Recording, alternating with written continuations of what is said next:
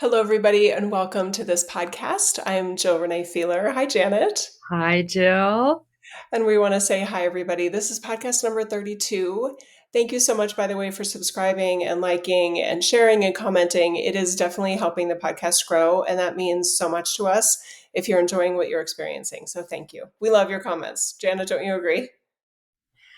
Absolutely. And the feedback that I've had personally with people, I if this is like your first one, your first listen, just we have a treasure trove of podcasts out there. And the people that have listened have continually gotten just such transformational experiences.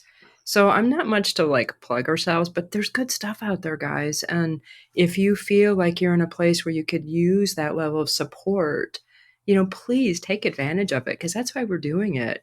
Jill and I are just so dedicated to helping people, Yes. be their brightest essence. And there's a lot going on right now, no matter what metrics you're using. Yeah, that's true. And I feel like the other thing I want to point out just from a housekeeping standpoint, you guys go in any order. These are non-linear. We number them, I think because Janet's Janet and I'm me, and we kind of like to know what number we're on. But you don't have to start with number one. You can start right here if you want to and just bounce around however you are led. Please also keep in mind the titles do not begin to convey all that is offered within a podcast. And I feel like we've done a really good job, even though this may not have been consciously intentional. I feel like we've done a really good job offering a beautiful combination of wisdom, personal connection to source energy, slash God, slash your inner light, however you want to define that, the universe, and also personal experiences, almost like the rumbling of the energy field in a very tangible, personal way, where it shifts like who and what you are, and it allows more openness to an even bigger, better, more even transcendent, that was a terrible phrase, but even more transcendent version of yourself, which we are all capable of.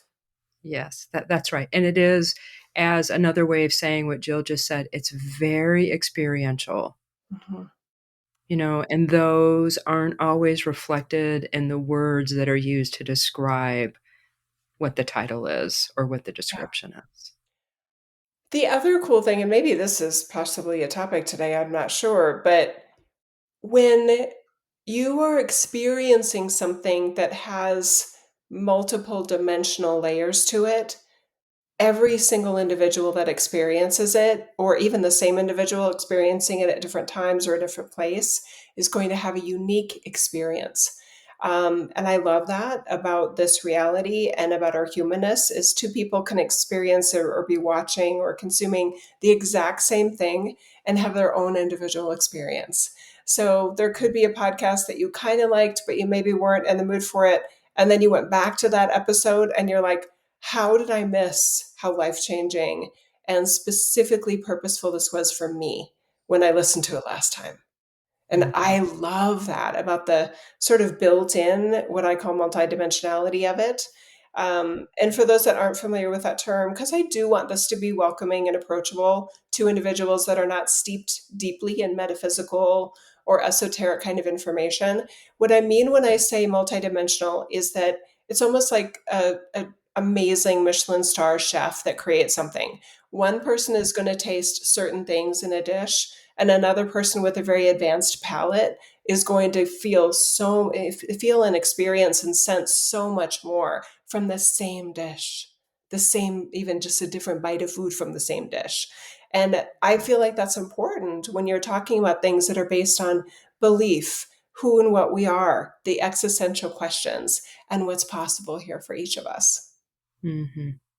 Yeah, and we purposely it's kind of like a meeting of the worlds too, where there's like people that are very ingrained in the multidimensional spiritual community. And because I'm all about that being incredibly practical, practically usable.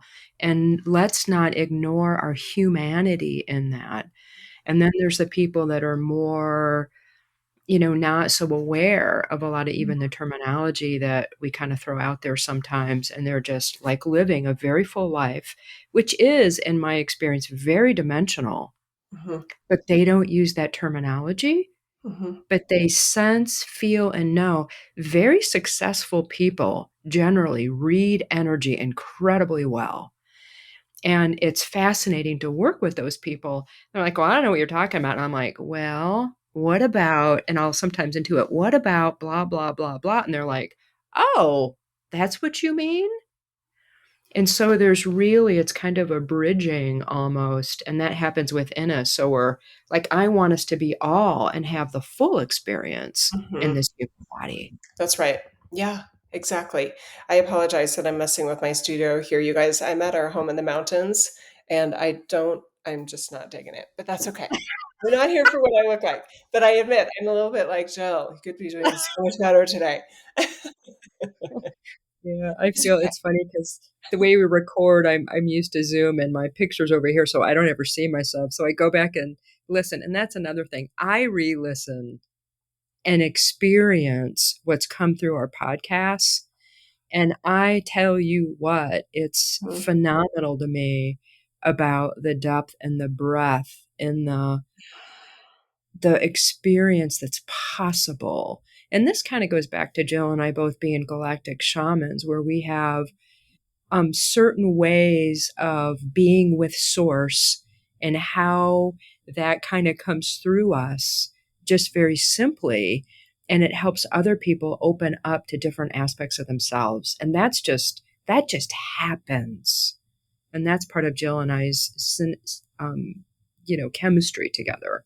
And I like yeah. I geek out on it. I just do. So I've listened to a lot of them. So I go back and I'm like, ah, look, my hair was sticking out for 20 minutes. And I was like, it's very funny. Talk about hair today.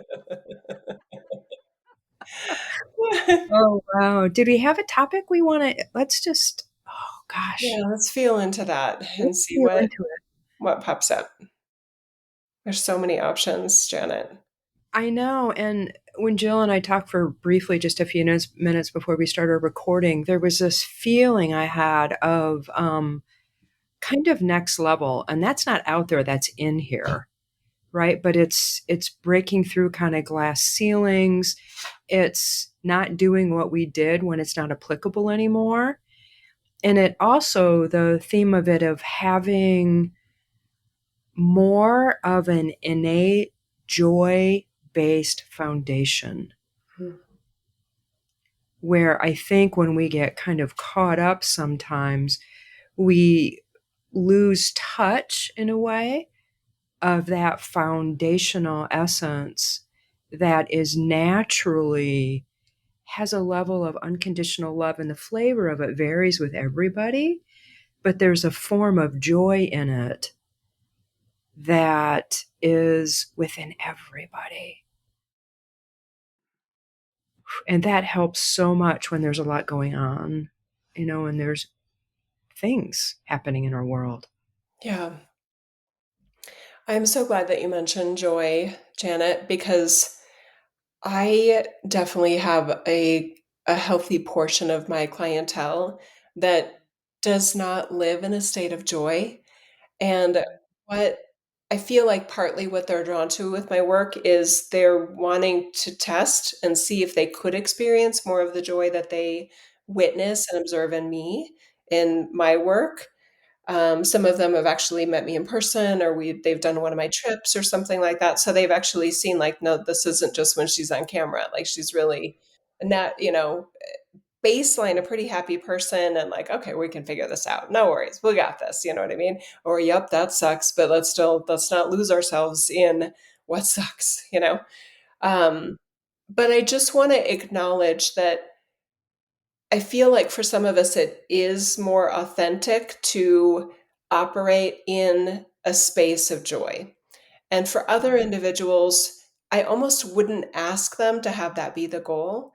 I would ask them to adjust their expectations for this reality.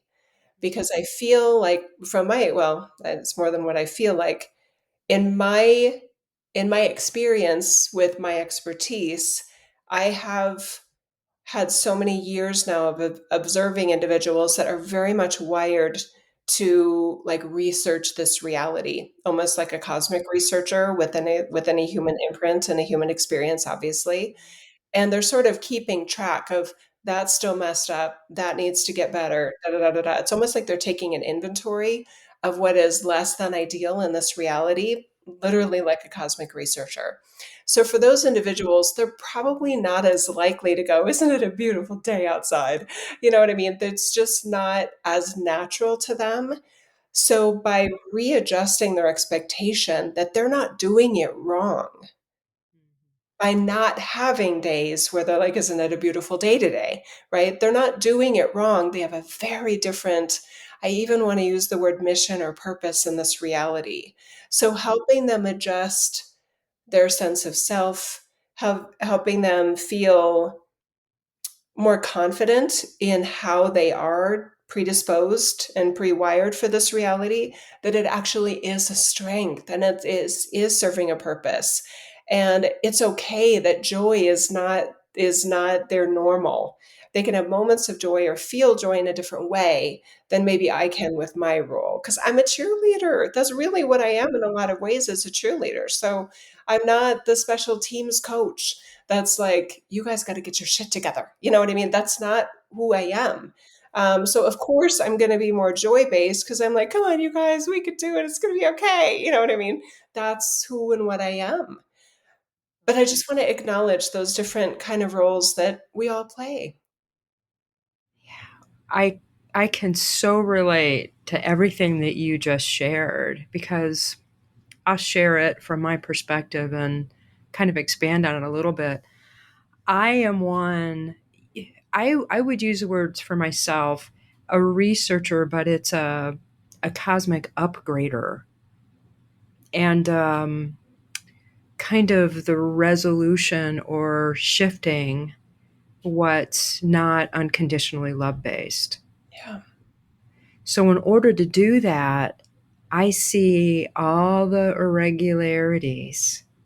I see that on micro levels and I see that on macro levels. I Mm, see it in the big systems, and that goes all the way out into multi universal levels, and then it goes very much into our everyday lives. How if we shift our perspective ever so slightly in this way, then it changes everything.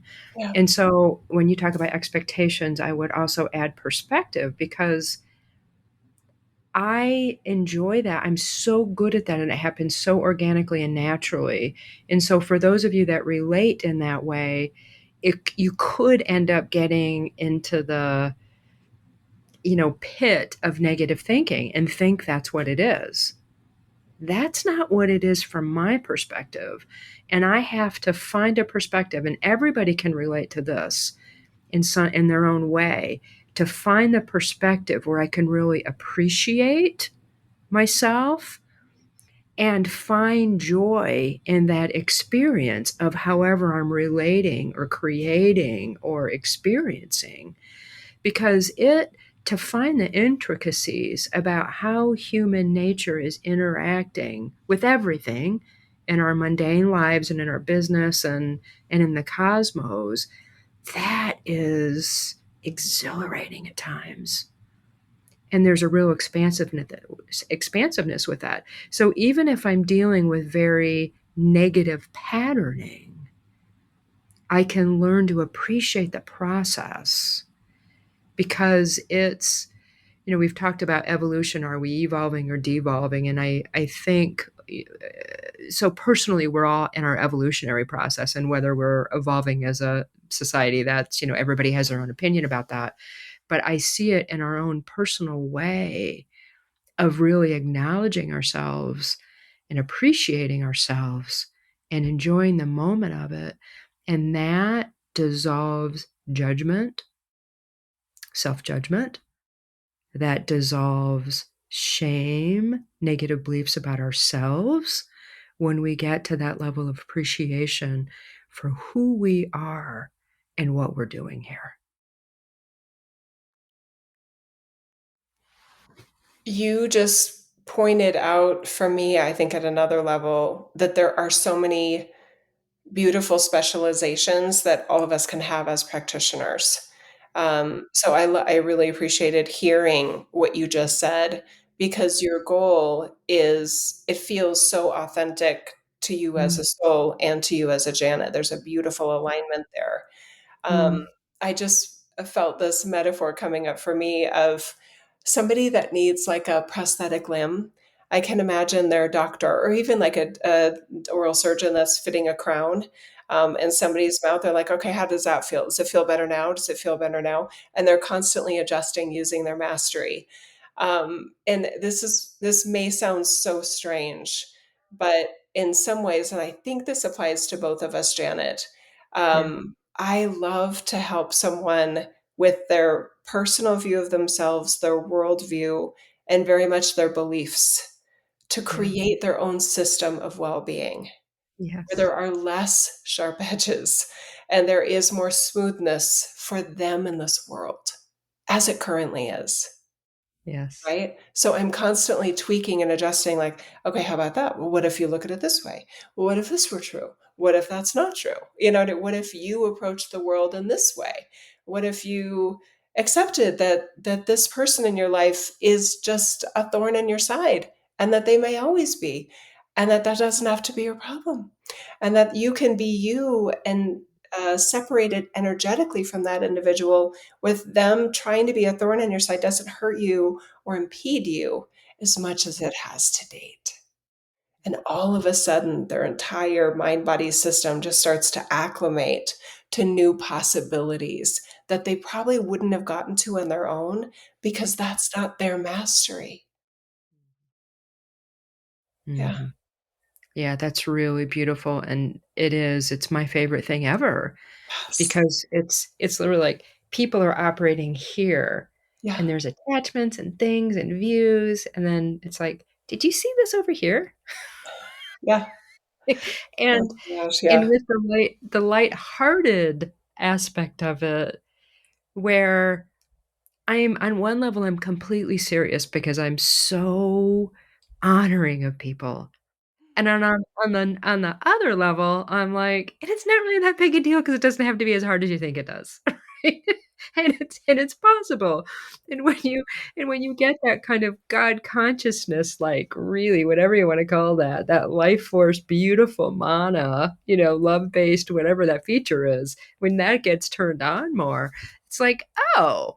And it can become very much like a child realizing that a toy has a capability that they didn't even know it could do. Yeah. Yes. I'm going to continue this metaphor of the oral surgeon or dentist with the crown. They would never take the same crown and just plug it into everybody and go, yep, you're good, without any adjustment or even starting with the same base, right?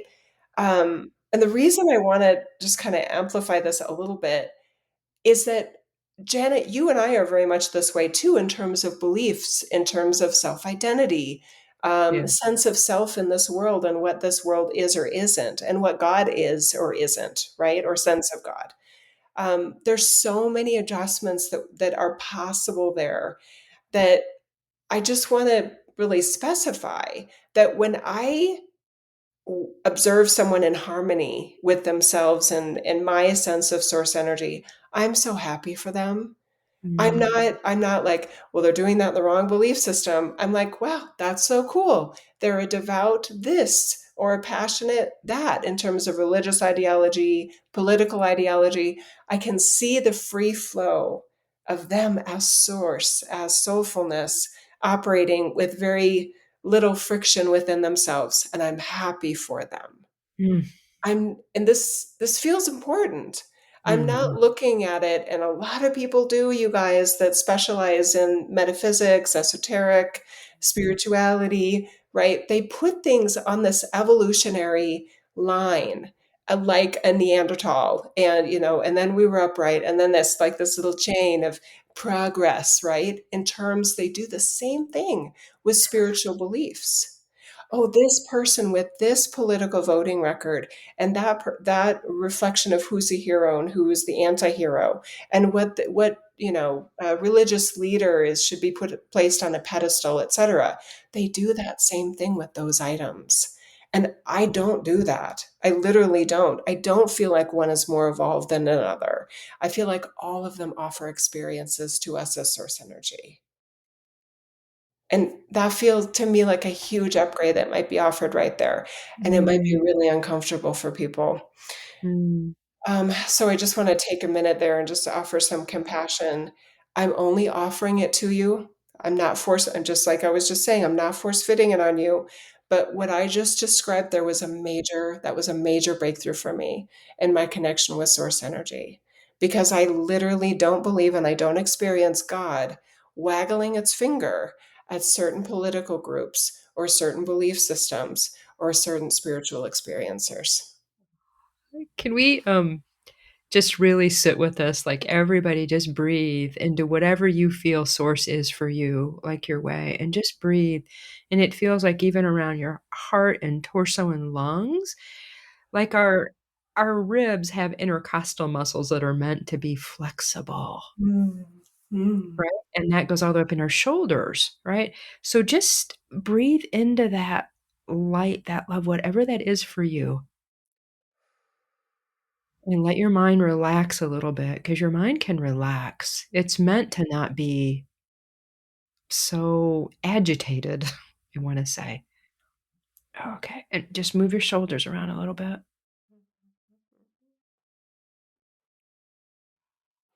Oh, wow. Oh, there we Just a go. little dance. Woo! It feels good to be in our bodies. It can. It can feel good to be in our bodies. It can. Thank you for that. It's very true. And the level of flexibility we can have and sort of encourage our bodies to have is an in out kind of thing, right? It's I can be flexible in my thought processes. I can be flexible with my body. I can be flexible with my beliefs, and I can be open to considering things. When you were when you were sharing, I had this really joyous, fun experience of witnessing people as works of fine art. Hmm. So imagine sitting in the coffee shop without judgment, without expectation, without any hierarchical anything about what's better, what's not better, and Mhm. just examining people as if they're fine works of art and see what you notice. And for me, what that does, it gives me more options for ways of being in this world that I might not have considered. It's like, I even if it's like, I love how her hair falls or his hair falls. Oh my gosh, look at that color. That and I feel it. It's just like, if I look at things from that perspective, and I consider that's if I think about how I think universal consciousness or God looks at things, that's the perspective I think that God has. Is that we're all such revered creations in works of art. And the people that I think might not have as much to contribute to society have often surprised me in such profound ways because of who they are and how their art has manifested, right? Mm.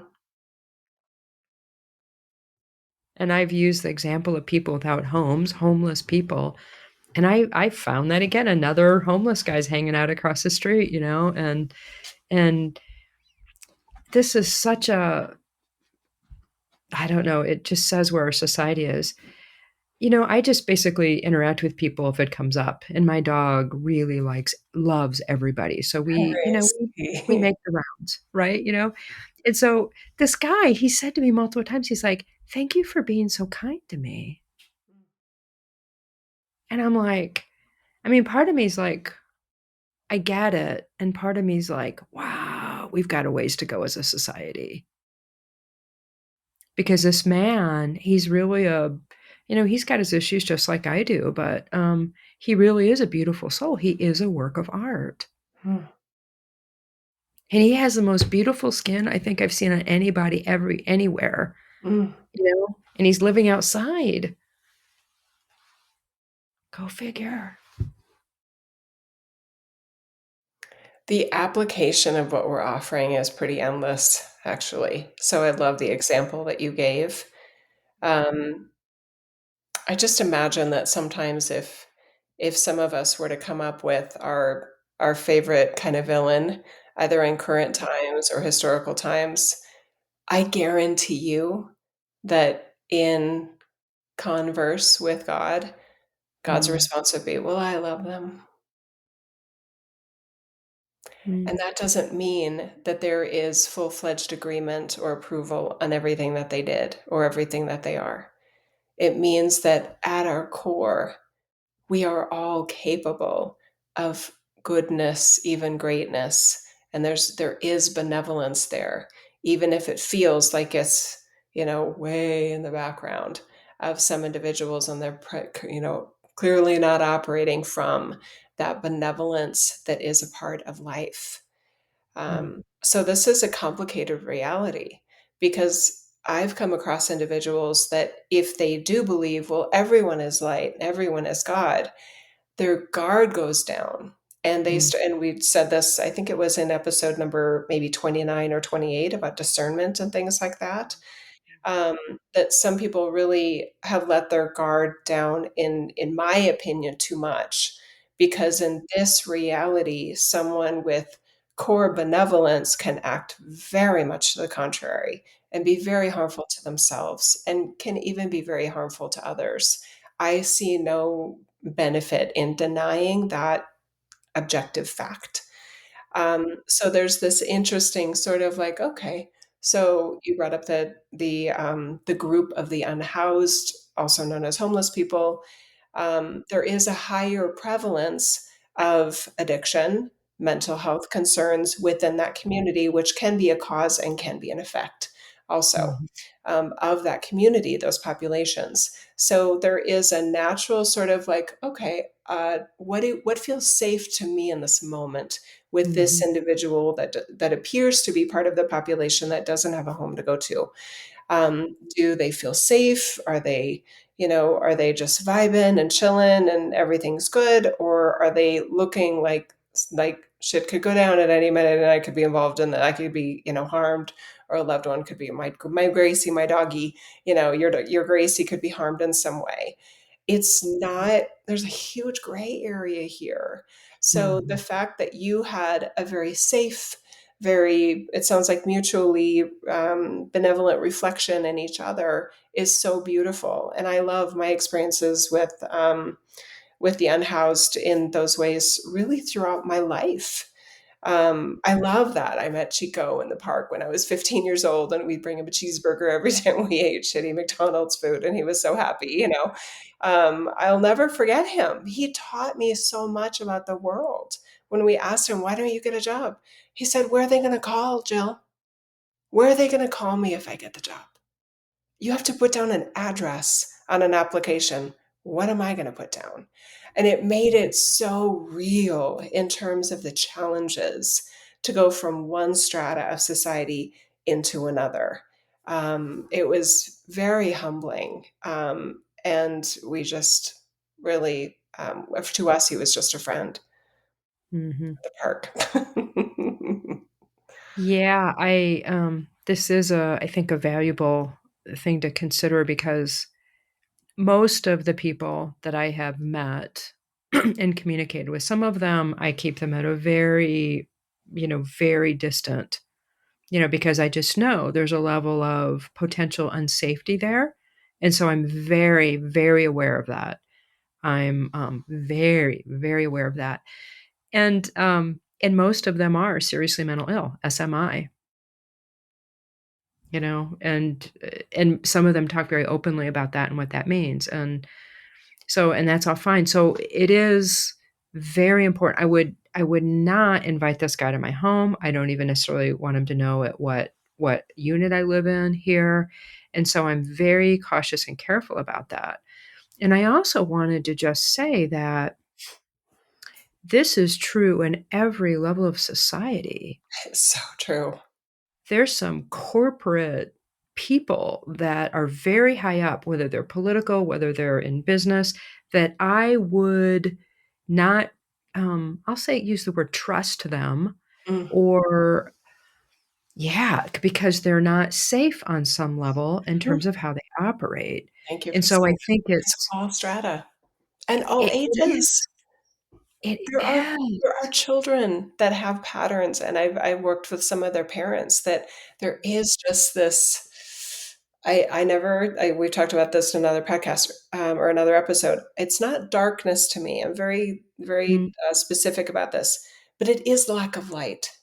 mhm, It's not a force that's opposing light, but it is a void. It's a thinness of light or a dimness of light within an individual that just pops out. Sometimes in some individuals, when that happens, their eyes look black. It looks like their loving self, their warm, cuddly self, is way in the background, and there's some other presence that's kind of at the front of the self, and it can be terrifying.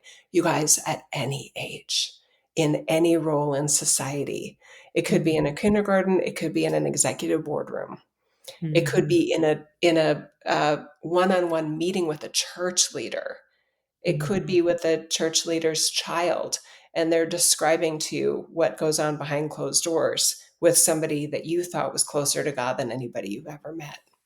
mhm. This is a very, very confusing reality filled with contradiction and paradox. And I love that we're getting so real about that, Janet, because in my experience, this very complicated topic has been oversimplified over and over and over again, and it makes it very difficult. If you are somebody that wants to champion light and benevolence and godness and goodness and greatness in this reality, there are some very weird little places we can find ourselves of, wait a minute, I never expected to have a 3-year old say something ugly to me. Or intentionally like, he just poked me and I don't even know this kid. I mean, like, what the hell? You know what I mean? There's a weirdness here. A dog that is a little sweet little golden retriever that just all of a sudden starts snarling at you when you walk by and it's in the back of a pickup or something. It's like, whoa, dude. I mean, like, I'm good. Like, I didn't, you're not mirroring me. What's going on in you? It's complicated. We need to be on guard, you guys. I don't say that to promote fear. I say that to promote intelligence and inner wisdom and inner sense of what you feel in every moment. And you have to be in your body to be Yeah, aware of those sensory systems that are going on in you. mhm. Yeah, this is really bringing a lot of the topics that if you wanna go deeper in any things, we've talked about these in more depth in other podcasts, and I've noticed too right now where we kind of are, because I feel sort of the collective, and there's been what words do I wanna use? Do I wanna share that? What the heck? Okay, I'll share the story because it's indicative of it. I am going to a trail that I've been to many, many, many times, and I was there probably 10 days prior to this. This was a couple days ago, and I walk up to the creek. This is in Sedona, and I'm like, "Whoa," and I'm actually hiking with a guy that I had just met, so again, it's like go to public place, like always be in discernment, right? About everything, always, right? So I felt okay going with this guy and I like him. He seems like a good guy. And we'll see if that pans out that way, but it seems true, right? So anyway, I met this trailhead and I get to the creek and I was like, whoa, something had shifted in the energetics of that place that Mm, did not feel good, right? So what did I do? I mean, I don't know this guy from Adam. I kinda know he's sorta knows some of the same stuff I do and works with it in the same way, but I was like, "Whoa." It's like, "Something's going on here." And so I paused, and then I went into that knowing and kind of turned up my discernment mechanisms right? Because I work with the energetics of whatever, when I'm there, and that's part of what I do here. But what I wanted to say about this, there was an energetic that I felt that I have never experienced like this before, Mm, that it felt like an active wanting to cause harm mm, energetic. And I am like, wow. Now, I don't say this to freak anybody. I say this as a form of being aware of your surroundings, being aware of whether you need to be in a place or not be in a place.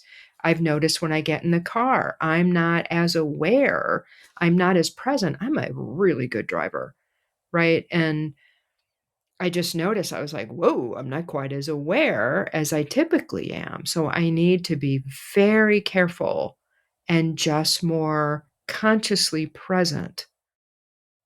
So I see my view is that there's a lot of these systems that are being threatened. And I think most people would agree that the systems that have been operational here on all these levels, they're being challenged on some way, shape, and form. And there I see a correlation with that. So some of these systems are kind of fighting to survive on some level. And it's sort of like if a child is behaving in a certain way and has been doing unhealthy behavior and you're like, that's not okay anymore, that child might have a tantrum, right? And try to act out to get what they think they want, even though on a deeper level that might not be it. But I see this happening on different levels and I'm experiencing it, and working with it in the way that I do. So all these things we've talked about, discernment, susceptibility, beliefs, not making assumptions based on the role somebody's playing, realizing that it's person specific. It's not the role that has some sort of altruistic, the person will be this way if they're in this role. Like, let's just get that out of the way right now and just realize. And this is things that everybody knows, but as we're talking about this, it allows our awareness to be keener, mm. very much in a physicalized sensory way in your body sensors, like you talked about. So, and I'm not afraid. I'm just paying attention on a different level, and it Yeah. feels like there's different parts of me that are more here, that are kind of stepping up or being more accessible because they're needed, I'll say. It's very helpful to be aware when there are potentially dangerous situations. So people are more likely to, like, go off or do things uncharacteristically, or Mm. that dark thing that you talk about that you see in people, that's more, um, instigatable right now from what I've been experiencing and witnessing. I agree with what you're saying.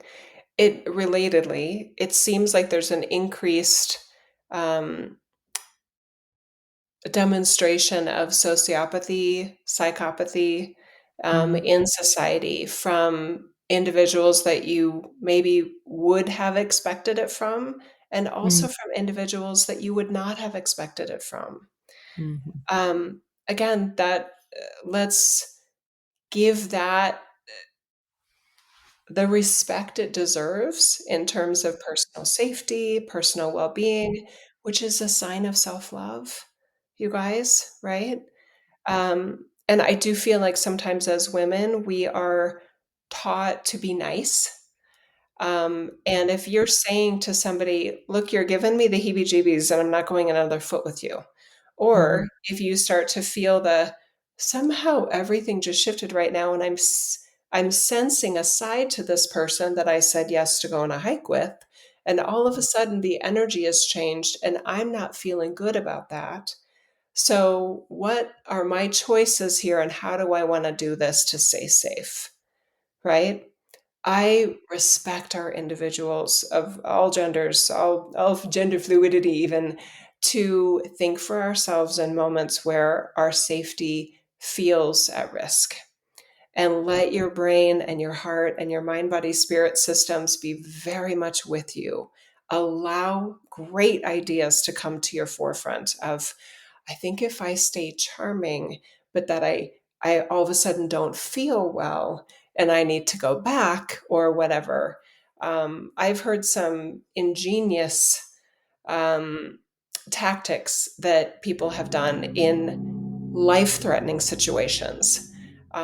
There was a woman that was literally, I think someone had broken into her home. This is such a dark topic. I apologize. Is this okay, Janet? I mean, we're all adults, I think. If Overall, just act like the adult you are in this case. Um, the somebody had broken into someone's home. It was probably like a, like a crime show or something like that. And somebody had broken into their home and was literally like a rape was about to happen. And she said, she said something like, "Look, I have an STD," or maybe it was in the era of AIDS. And she said, I am HIV positive, and I don't think you want to do this to me. And they left. The guy left. Mm, And she saved her life possibly in that moment, or definitely saved herself from a severe trauma. So I just think of, wow, I mean, what a genius idea. Because he's only thinking about himself, and he's clearly under this some sort of haze of, malevolence. His benevolence is way in the background. The eyes are probably solid black. And there was something she said that snapped his consciousness to, oh, I actually don't, you're not the right victim for me. You know what I mean? And got out of there. Did she lie? Of course she lied. She did whatever she had to do. Was that nice? No, you don't have to be nice. He's not being nice. I mean, so there's a lot of weird programming that we can have in mm, any of our humanness of, I'm not prepared for this and I don't know what to do. Well, then you've mm, got to be open to versions of you that do know what to do. And I promise you they're there. Those layers of life saving self love preservation are always available to us. And freaking out is not the way to get there. mhm. Yeah, this is kind of the whole point of the story that you just told. And so when we talk about what perspective or where our focus is, this is what we get to like right now, think about this for yourself. Like you're wired. This is how you're wired for self-preservation. Yes. This is how we're wired. It's innate. You can pretend like it's not there, Well, you've and never had to even use it. yeah, that's true. It could be untested in this situation. Mhm. And even like our freaked outness sometimes is the most appropriate response because Mhm. we think that the ones that are calm, cool, and whatever are the ones that have it. And sometimes you just need to effing scream or Yeah, poke freak somebody's out. eye all by, Do whatever comes to you. you Make a know, scene. and that I do. I want to exclamation point that like that's who we are Mhm. as God embodied humans. That's who we are. And I want to talk just a little bit about protection. Some people become so protection focused, they lose their connection to who they are and to their own source essence. Yeah. Mm. And let's just shed some light on that because when we are, you know, actively, consciously feeling that connection and working from that flow of that universal life force energy, God, that creates a force field around us. And that's why, for me, I do things like meditation or movement exercises that help my body really have that life force energy in a stronger, purer way because then I just emanate more light and that becomes the force field. Now, does that mean that I won't I mean, I carry and this is for two-leggeds and four-leggeds, Mm. I carry mace with me. I carry a very loud sound device because I've heard that a pack of coyotes, that's pretty much all you got, Mm, I'm not into firearms because I've had them and I figured out I won't use them, so why bother carrying around this thing that I could cause more harm? Now everybody has their own choices around this. If you wanna carry a firearm, great. I have no judgment about it. So it doesn't mean that I don't have those things with me because there's unpredictable things that can happen in this reality, no matter how turned on or how aware or how God conscious I really am. mhm. So I do I find that sweet spot for myself because I do have that faith and I try to pay attention all the time when I'm out in, does this feel right? Does this feel right? And sometimes my dog, Gracie's the one, she's like, we're not going that way. And she'll just sit down. And I was like, really? Like, so she's on board here too, Mhm. right? She has senses that I do not. And I honor those within her. But to think that when protection overrides that connectedness that we are, that's a problem. I agree. It's a problem. So just check yourself out where you are on that spectrum, and do you need to go a little bit more this way or a little bit more this way? And maybe you're exactly where you want to be. Mm, You know, and when you're going into a situation, we talked about this too in some of our previous conversations about when you're going into situations where you might be susceptible, right? mhm. Where you're not necessarily as strong in those intuitive ways. How do you support yourself if it's something you need to do, even though it's not your first choice, Right. right? So use all of your skill sets here. Yeah. The other part here that oh god, I'm just really willing to kinda go into these dark topics for some reason. It is out of love, you guys, I hope you feel that. There's a lot of heartbreaking stories, Janet, of individuals that are very light-based and very savvy, in operating and, operating their light body and all those things that have, um in very vulnerable positions been taken advantage of by somebody that they trusted, whether it is a spiritual leader, spiritual mentor, a yoga teacher, a massage therapist slash healer. We can let our guard down with individuals that on the surface and for all data we should be able to trust, and yet in some instances it's like, what the hell is going on right now? Or what just happened? It can be very confusing to the victim. It can be, highly, they judge themselves. How did I not see this? How did I miss the signs, etc.? And I just want to point out that a predator is very good at not acting like a predator. And if you ever have come across somebody with a predator type energy, they intentionally go to fields, professions, communities where the prey is prevalent. That is so messed up and Mhm. just heartbreaking to me, and it makes me furious that some of these individuals that are just here to be light are victimized in this way. It's so sad, and it can be devastating for them. Yeah, I've had clients with that situation. Thankfully, I haven't been in those situations, but I've gotten creepy vibes from people with, like, a crystal healer I used to see at times, and it was a friend actually that had also seen him, and she said, "Do you ever get the heebie-jeebies?" Or I can't remember what term she used with him, and I said, "I don't think so." And she said, that was an interesting response, Jill. I don't think so." Mm, She said, "You're capable of, taking the goodness out of those experiences, and yet if there is any doubt of how it could also go, maybe mm, he won't, take advantage of you, but he might take advantage of someone else." And I was like, "Maybe you're seeing something more clearly than I'm seeing." And I didn't go back to him because there mm, was something about what she said and I think she anyway, just whatever we both were in our journeys at that standpoint, she was quicker to see a potential for that black-eyed experience where the eyes that's like the pupils turn black and they turn into something that they were not 10 minutes ago or 10 seconds ago. It's terrifying. mhm. Yeah. Anyway, Yeah, just big hugs to anyone that has either been in those situations or almost been in those situations where, I mean, you didn't deserve that, you guys. Nobody does.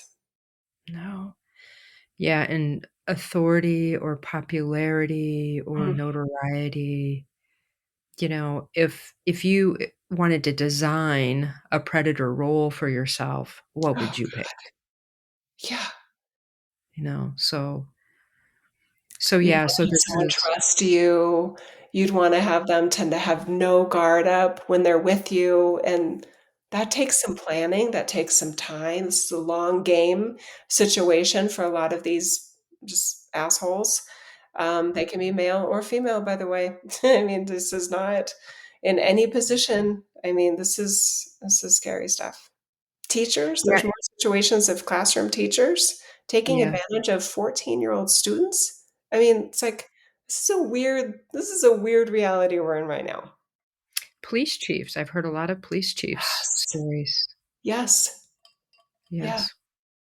And sometimes with a younger, cop, sometimes with somebody that they helped in a domestic violence situation, and then they befriended them, and then they start dating them, even though everybody's married, and then all of a sudden something horrible happens because they abused the power that made them someone that they could that person thought they could trust. Mhm. It's And so again, Jill and I are really encouraging you to honor your light.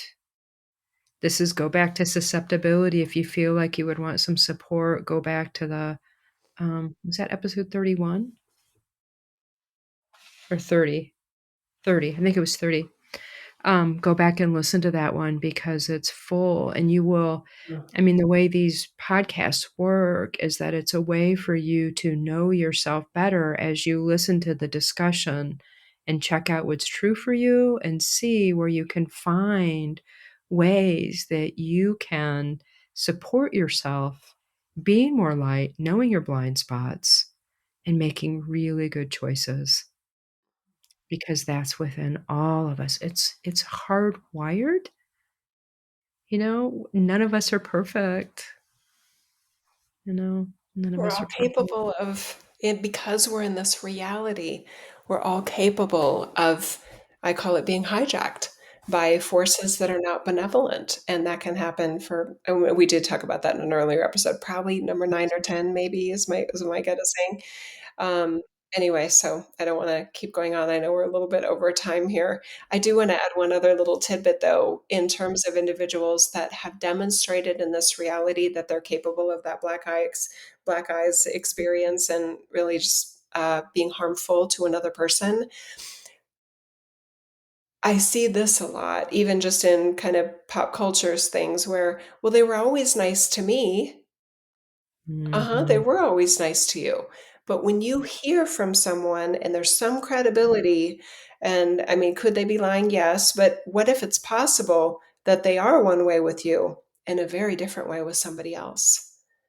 I I feel like it benefits us to consider that we might be getting one version of them, but they're also capable of another version. And that's a very complicated choice of what do you do with that? And my best approach that I found so far on my journey is to kinda keep those people a little bit more at bay and check out if the belief it's so seductive, "Oh, they won't do that to me." Yeah. They do it to other but I'm special. They won't it's just like, "Whoa." So, and generally in those situations, there's some attachment that I have if I'm not seeing it. There's some Mhm. belief attachment, something, blind spot, and over time that will be revealed. And if I sort of let those people into my circle a little bit closer than they need to be, then it hurts a little more. It's Yeah. sort of like a surface scratch versus getting stabbed in a vital organ. I mean, that's what it feels like energetically. I was like, "Oh," and then there's like, "I knew better because Mhm. I didn't pay attention to this information." Yeah. And I get it, then that helps develop that muscle and perhaps get my support system a little bit stronger where I can talk to other people about these scenarios. Wow. Yeah. This is an incredible reality, but we do need to use our discernment. That's what we do here. We use our discernment mechanisms and our Yeah. light in the ways that are that that allow more joy to be here and more Yes. enjoyable. Yeah, that requires a sense of safety, right? Um, I guess in closing, I would just recommend that anybody that has some unhealed wounds related to maybe feeling like you trusted the wrong person, please get the professional support that you need, whether that's a, sort of a metaphysical professional like Janet or myself, or a traditional therapist, or somebody in the mental health profession, or just you deserve somebody that's safe to talk to and kind of process and integrate yourself in a way that allows for you to feel more access to your light in all situations in this reality, and learning to trust your instincts. A lot of individuals that have found themselves in bad situations look back on it and say, I should have seen it. When this happened, I never should have talked to them. When that happened, I should have blocked them. Why did I even take their texts and phone calls? Why didn't I, there's just a lot of hindsight is 2020 situations. Let's all do better at that. Learning to really listen to ourselves and what we're feeling, even if we don't wait for evidence. Don't wait for evidence. Just trust yourself. And it's okay if you come across as a bitch. It's all right. Yeah. In You're not. particular, that's a good place to appear as one when you are really honoring your self-interest in that self-love way. Yeah. So you can wear that one with pride, in my opinion. It's like, "Oh, that Yes. was a good one." I You would know, this rather be taken as a bitch than pray. Sorry. Me too. Sorry not. Janet, what final words do you want to add? Oh, just a little, a lot, a ton, an eternal amount of compassion for people, Mm, for wherever you are, whatever your struggles may be right now, just to have more and know that that light within you is unlimited.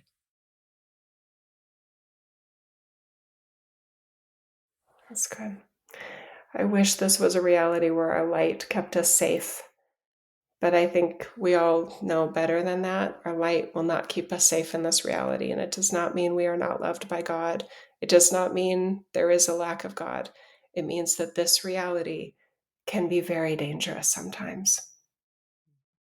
Yeah. Mm, Mm. Thanks, everybody. Thank you, Janet. thanks, Jill. And for anyone that thought this was too heavy and was like, I don't want to listen to this one again, I don't want to talk about it again. So I think we're all in agreement. But it felt important. Um, I don't think this is a normal topic for podcasts like this. And that makes me even more glad that we did it, because this is so real. It's being That's very real about the light we are, and about the true reality of this experience, the yeah, truth thank about you. this reality, yeah. Realism is the theme that Mm, realism, and that is where safety is, realism, and that does lead us to much better ways to, have an experience here, so thank you that's for that. good. I'm just realizing that we started off earlier in the conversation talking about researchers and this reality. What an important topic to actually include, kind of not only in our research, if you consider yourself a cosmic researcher, but a very healthy, self-loving, hopefully informed and wise and enlightened view of safety in this reality. Mhm. Beautiful. All Thanks, right, thanks everybody. everybody. Bye.